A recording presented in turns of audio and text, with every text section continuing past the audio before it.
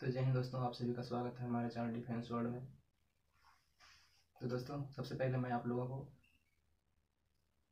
Thank you बोलना चाहूँगा। क्या है कि आप लोगों ने इतने सारे बधाइयाँ दिया है कि मैं आप लोगों को सिर्फ थैंक यू ही बोल सकता हूँ। तो मैं आप लोगों को एक बात बता दूँ कि उस वीडियो के कमेंट में बहुत सारे भाइयों ने कमेंट किया था कि भैया आपने कैसे तैयारी किया था, आपने क्या पढ़ा था, कहाँ से पढ़ा था। तो दोस्तों, मैं आपको बता दूँ कि किसी भी एग्ज़ाम को क्रैक करने के लिए अगर मैं बता दूं कि आप सिर्फ इस वाली बुक से आप क्रैक कर सकते हो तो कहीं ना कहीं गलत होगा। और इस बात को आपको भी भूल जाना चाहिए कि मैं किसी एक बुक से पढ़ के किसी एग्ज़ाम को क्रैक कर सकता हूं। और मैं एक बात बता दूं कि जिन भी भाइयों का इस बार 2021 वाले वैकेंसी में SSGD में सिलेक्शन हो गया है, उनको भी मेरे पूरे परिवार की तरफ से आप सभी को बहुत बहुत बधाई, कॉन्ग्रेचुलेसन। आप ऐसे ही आगे बढ़ते रहें और अपने मम्मी पापा का, गांव घर का नाम रोशन करें। और जिन भाइयों का सिलेक्शन नहीं हुआ है उनसे मैं बस यही कहना चाहूँगा कि आप कभी हिम्मत नहीं हारना। आज आप सफल नहीं हो पाए हो, कहीं ना कहीं आप एक दिन जरूर सफल हो जाओगे। बस आप अपनी मेहनत को सच्ची लगन से करते रहना। तो चलिए, मैं इस छोटे से वीडियो के माध्यम से आपको मैं दिखाता हूँ कि मैंने क्या पढ़ा था। दोस्तों, यहाँ सिलेक्शन लेने के पीछे मेरे साथ भी बहुत कुछ ऐसा हुआ है जिसको सुनने के बाद आपको भी थोड़ा सा शौक लगेगा। क्या कि 2018 में मेरा भी मेरिट में नहीं बना था। उसके बाद मैं पढ़ाई कंटिन्यू रखा, जिसकी वजह से इस बार मुझे CSF मिल गया। और ये है कि किसी को ऑनलाइन अच्छा लगता है, किसी को ऑफलाइन अच्छा लगता है, कोई सेल्फ स्टडी करता है, खुद से पढ़ता है, सबका अलग अलग है। बस मैं अपना स्ट्रेटेजी बताया हूँ, सबका अलग अलग होता है। मैंने भी जब मेरा एग्ज़ाम क्लियर होता था मैं भी बहुत सारा वीडियो देखा था कि तैयारी कहाँ से करें, कैसे करें। लेकिन कहीं ना कहीं हम किसी को देख के वैसा हम फॉलो नहीं कर सकते हैं। शायद ही कोई ऐसा same to same duty follow करता है। लेकिन बस मैं आप लोगों के कमेंट के अनुसार मैं बनाया हूँ वीडियो से। मेरा वीडियो बनाने का कोई बड़ी मकसद नहीं था। लेकिन चलिए, आप जहाँ से भी पढ़िए, ऑनलाइन पढ़िए, ऑफलाइन पढ़िए, खुद से पढ़िए। लेकिन ऑफलाइन मेरे ख्याल से ऑफलाइन भी अच्छा ही है। क्या है कि ऑफलाइन में क्या होता है कि आप उस चीज़ को आप क्लासरूम में अनुभव करोगे। और खुद से पढ़ने के बाद क्या होता है कि जब तक आप उसको बार बार जो आप पढ़े उसको आप बार बार जब तक नहीं पढ़ोगे तब तक वहाँ से आपका क्लियर नहीं हो पाएगा। बाकी सब आपकी मर्जी, आप जितना ज़्यादा मेहनत करोगे। इस बात का तो पूरी इतिहास गवाह है कि जिसने भी मेहनत किया है सच्ची लगन से, कहीं ना कहीं उसको एक दिन सफलता जरूर मिला है। अगर आप जब तक मेहनत नहीं करोगे और सोचोगे कि ख्वाब देखोगे, बैठे बैठे ख्वाब देखोगे कि मुझे वो करना है वो करना है, तो नहीं हो पाएगा। इसलिए आप मेहनत करें। और जो गांव से होंगे उनको एक बात अच्छी तरह से पता होगा कि घर से गांव, घर से देहात में रह के पढ़ना, तैयारी करना कितना मुश्किल होता है। क्या है कि गांव में होता है कि पढ़ाई के साथ साथ आपका घर का काम, खेती बाड़ी, बहुत सारा काम होता है। अगर आप काम नहीं करोगे तो आपको खाने के लिए भी दिक्कत होगा। इसलिए थोड़ा आप जब भी टाइम मिलता है, जितना भी टाइम को फालतू वेस्ट ना करें। जब भी आपको टाइम मिलता है, जब आपको मन नहीं लगे, उस टाइम आप मैथ बना सकते हैं, मैथ प्रैक्टिस कर सकते हैं। खास करके गांव गांव से जब कोई छोटा सा एग्जाम से ही, लेकिन जब किसी के मुंह से आप सुनोगे ना गवर्नमेंट जॉब, सरकारी नौकरी, तो उसका कुछ अलग ही फीलिंग आता है। चलिए, अगर बाय द वे कहीं आप लोगों से मिल गया तो आप लोगों को ज़रूर मिठाई खिलाऊंगा। और जब आपका सिलेक्शन होगा ना, तो जब उस टाइम आप अपने हाथों, सबसे पहले आप अपनी मम्मी के हाथों लड्डू खिलाना और खुद खाना। उस वाली फीलिंग को किसी के साथ शेयर करना। जो सीन होगा ना, अनएक्सपेक्टेड होगा। आपके आँख में आंसू आ जाएंगे उस टाइम। चलिए, जिन भी भाइयों का सिलेक्शन हो गया है सब अपना अपना कमेंट में बताइए आपका कहाँ सिलेक्शन हुआ है, किस पोस्ट में सिलेक्शन हुआ है। और मैं सिर्फ SSGD की बात नहीं करूँगा, बहुत सारे गवर्नमेंट वैकेंसी आते रहता है। आप सब वैकेंसी को अप्लाई कीजिए। मैं तो मैं सबसे ज़्यादा मेरा बेस्ट मेरा सोच था कि मैं टीचिंग लाइन में बहुत बहुत ज़्यादा मेरे को इंटरेस्ट था टीचिंग लाइन में। क्या है कि मेरे दादाजी भी टीचर थे। मैं टीचिंग लाइन में मुझे बहुत ज़्यादा इंटरेस्ट था, इसीलिए मैंने 12th PCM के साथ मैंने BSc भी कंप्लीट किया था, BSc किया। उसके बाद होता है ना कि सिचुएशन के अनुसार से आपको कभी कभी ढलना पड़ जाता है। सेम वही वही वही चीज़ मेरे साथ हुआ। मेरा BSc करने के बाद एक होता है ना कि जब आपको घर से कुछ ऑप्शन नहीं मिलने लगे तो आपको दिमाग में चीज आ जाता है कहीं ना कहीं आप पहले सेट हो जाओ, उसके बाद आपको जो करना सो करते रहना। जैसे उसी टाइम मेरे साथ भी हुआ। चलिए, जो भी होता है अच्छा होता है। अगर आप तो जो भी मैं आगे करना चाहूँ सब मेरे ऊपर है। चलिए, बस आप लोग मेहनत करते रहिए। आप लोगों के साथ मैं अब तो हमेशा आप लोगों की वीडियो के माध्यम से आप लोगों से बातचीत होता रहेगा। बस आप लोग अपना बेस्ट प्रैक्टिस करते रहिए, एक दिन आपका भी सिलेक्शन होगा। चलिए, ज़्यादा आपको दिमाग में टेंशन नहीं लेना है, बस आप प्रैक्टिस करते जाओ, जम के प्रैक्टिस करो। क्या है कि बस अगर अगर इसी 4-5 साल के अंदर अगर आप कुछ नहीं कर पाओगे तो आपके लिए बहुत, अभी आप देख सकते हो बेरोजगारी कितने चरम सीमा पे है हमारे देश में। तो चलिए, मैंने क्या पढ़ा था और कहाँ से पढ़ा था मैं आपको डिटेल में बताता हूँ। और वीडियो क्लास में मैं आपको ये भी बता दूंगा कि मैंने किस तरफ से कैसे नोट्स बनाता था, कैसे पढ़ता था। सबसे पहले मैं आपको कुछ किताबें बता रहा हूँ, वो मैंने जहाँ से पढ़ा था उसको मैं बता रहा हूँ आपको, थोड़ा ध्यान से समझने सुनिएगा। तो सबसे 1 नंबर मैं देता हूँ इस वाले लूसेंट को आप जितना पढ़ो उतना ही आपके लिए फायदेमंद होगा। सिर्फ मैं पहले अब बात कर रहा हूँ जीके जीएस का। जीके जीएस के लिए मैंने क्या किया था, तो ये मेरा लूसेंट रहा, इससे मैं पढ़ता था। उसके बाद सामान्य विज्ञान है लूसेंट का ही, ये हो गया। और मैं पढ़ता था ये SPD का। आपने इन सभी बुक से आप भी अच्छी तरह से परिचित होंगे। और एक रहा ये वन लाइनर सार संग्रह, इसे मैं पढ़ता था। और बात करें हम जीके जीएस में करंट अफेयर के लिए ऑनलाइन यूट्यूब चैनल्स में जहाँ पढ़ता था। और हाँ, मैं एक बात बता दूं कि मैंने बैच खरीदा नहीं था, बस मैं अपना जैसे हो सके खुद से प्रैक्टिस करता था, खुद से पढ़ता था। करंट अफेयर के लिए मैं SPD का बुक खरीदा था। SPD आपको SPD अच्छी तरह से पता होगा, जो मैं आपको स्क्रीनशॉट दिखा दूंगा इसका SPD का। और मैं पढ़ता था क्रेजी जीके ट्रिक का। वहां से मैं क्या पढ़ता था कि पॉलिटी, जियोग्राफी, हिस्ट्री और क्रेजी जीके ट्रिक, वहां से मैं पॉलिटी पढ़ता था टॉपिक वाइज। और गौरव सर, आपको पता है कुमार गौरव सर उत्कर्ष का, मैं उनका बहुत सारा क्लास किया हूँ, बट लेकिन बैच का नहीं, सिर्फ जो सर क्लास लेते थे ऑनलाइन उसी को मैं पढ़ता था। बाकी मैं और जीके जीएस में कुछ वैसा खास पढ़ा नहीं हूँ। अब चलिए हम बात करते हैं मैथ के लिए। तो मैथ के लिए मैं आपको बता दूं कि सबसे पहले मैं पढ़ता था ये RS अग्रवाल है, अंकगणित RS अग्रवाल का। इसे मैं लगभग पूरी बनाया हूँ। इसको बनाने के बाद मेरे साथ क्या हुआ कि क्वेश्चन का लेवल ही समझ नहीं आ रहा था।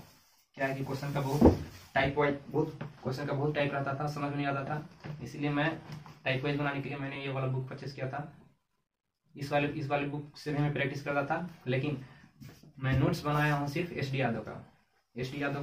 और SD यादव में कहाँ से पढ़ा था, तो जो फोनिक्स एकेडमी है, अंबुज सर फोनिक्स एकेडमी का, उन सर से मैं SD यादव लगभग मेरा पूरी चैप्टर कंप्लीट हो गया SD यादव का। और SD यादव का मैं पूरी नोट्स भी मैथ का बना रखा हूँ। और मैथ बाकी आपका अपना सब्जेक्ट है, स्कोरिंग सब्जेक्ट है। मैथ को आप जितना प्रैक्टिस करोगे उतना ही आपका मैथ मजबूत होगा।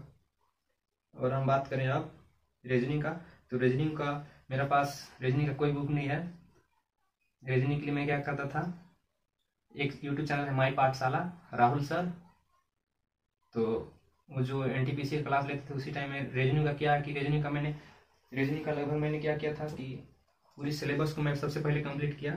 रीजनिंग का पूरी सिलेबस कंप्लीट करने के बाद उसके बाद क्या हुआ कि मैं सिर्फ रीजनिंग का क्या करता था कि जहाँ भी वो क्लास होता था रीजनिंग का, और जिस भी चैप्टर में मेरे को ज़्यादा डाउट लगता था उस चैप्टर को मैं सर्च करता था और वहाँ जितने भी सारे क्वेश्चन था सब पर मैं प्रैक्टिस करता था।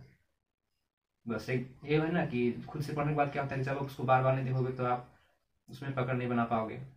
इसलिए मैं सिलेबस कंप्लीट किया, उसके बाद मैं एक एक चैप्टर को डेली एक दिन लगाता था। जैसे कि मैंने आज कैलेंडर पढ़ा तो कैलेंडर का क्वेश्चन लगाता था 20-25 क्वेश्चन। उसके बाद मैं कैलेंडर का हो गया, जहाँ जहाँ सेटिंग अरेंजमेंट में मुझे बहुत ज़्यादा डाउट होता था तो उस चैप्टर को मैं क्वेश्चन लगाता था डेली। और कुछ और चैप्टर ऐसे हैं उनको बहुत मैं थोड़ा प्रैक्टिस करता था। बाकी मेरा रीजनिंग ऐसे ही हो गया।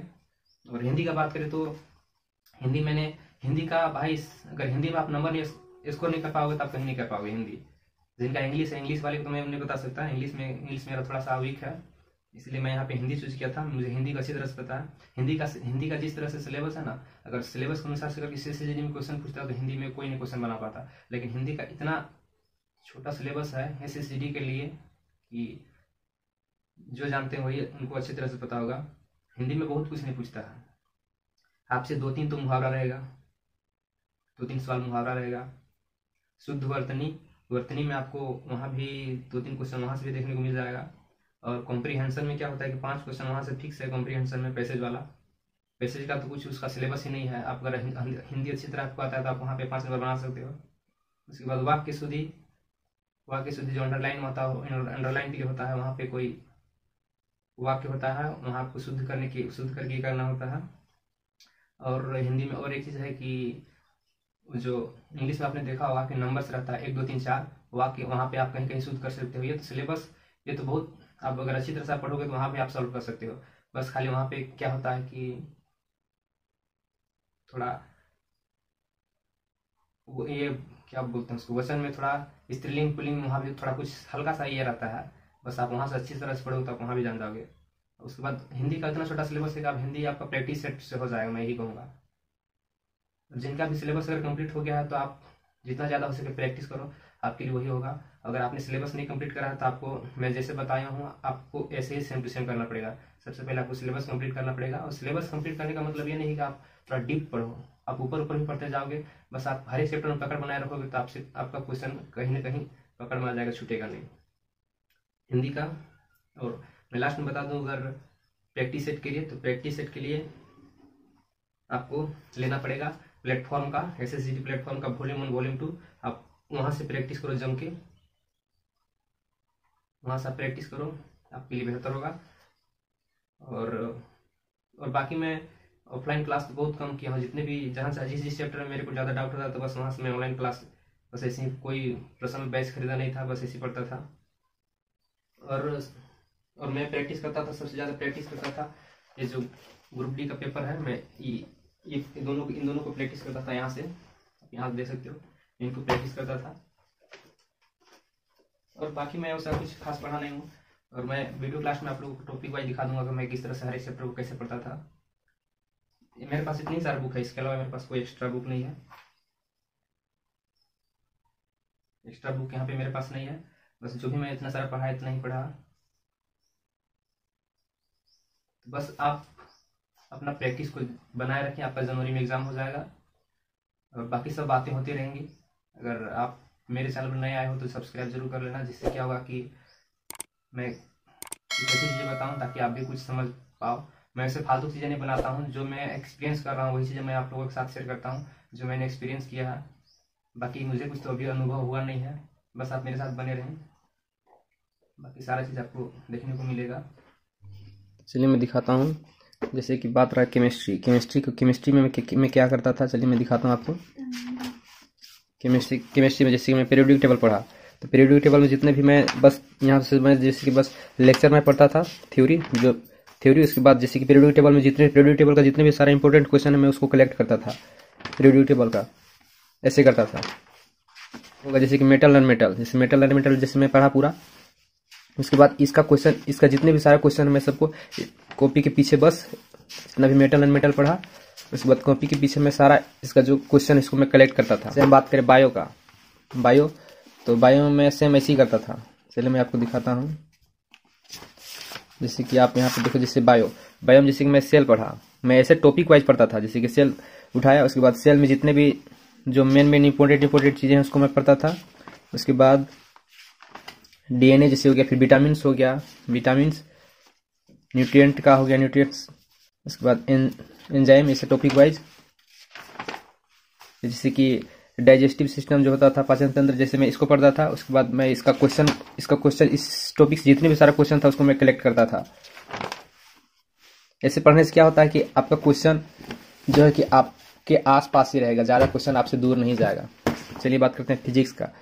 फिजिक्स में सेम वही था मेरे साथ, वेब हो गया, फिजिक्स में वेब पढ़ा, वेब पढ़ता था, उसके बाद इसका जितना भी सारा क्वेश्चन होता था मैं उसको नोट करता था। उसके बाद मैं उसको जैसे कि इस टाइप में MCQ, जैसे कि वेब से जितने भी रिलेटेड क्वेश्चन है उसको मैं कलेक्ट करता था।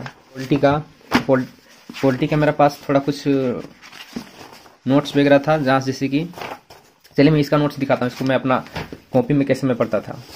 कॉपी थोड़ा बहुत पुराने ज़माना का है, चलिए थोड़ा सा मैं दिखाता हूँ आपको।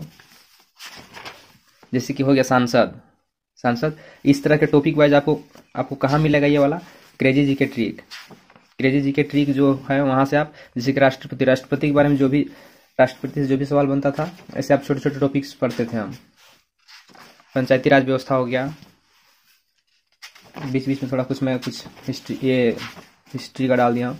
Election commission, finance commission, polity का जितने भी सारा क्वेश्चन है आपसे बनने लगेगा। चलिए हिस्ट्री का तो हो गया, अब बात करते हैं हम स्टैटिक जीके में। स्टैटिक जीके के लिए मैं क्या करता था, स्टैटिक जीके का सेम ऐसे ही करता था मैं। इसे मैं दिखाता हूँ, जैसे कि मैं यहाँ पे जितने भी इम्पोर्टेंट डे है सबको यहाँ पे मैं ऐसे करता था ताकि हमको कहीं ढूंढना ना पड़े।